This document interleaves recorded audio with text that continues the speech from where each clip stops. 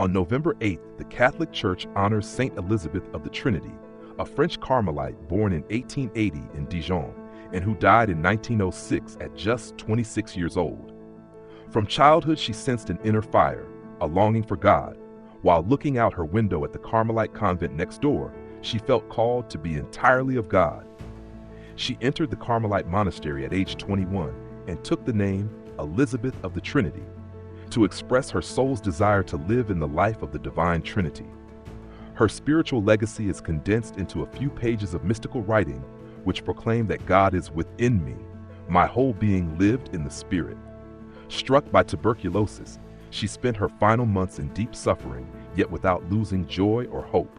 She held a conviction that earthly life is a passage toward definitive union with God, and that holiness is not the privilege of a few, but the calling of every Christian.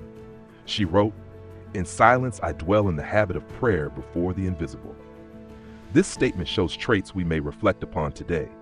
Union with the Trinity as the source of life. Elizabeth believed every Christian is called into this intimacy. Transformed suffering. She did not flee illness, but united it with the cross of Christ and offered it as thanksgiving. Confident abandonment. She said, "My only desire is to love to the utmost," showing holiness traced in faithful, discreet love. Today, consider this. Learn to inhabit silence, allowing God to meet you above the noise. See suffering not as failure, but as a path toward union with God. Be convinced that you are called to holiness, not through feats, but through faithful and hidden love.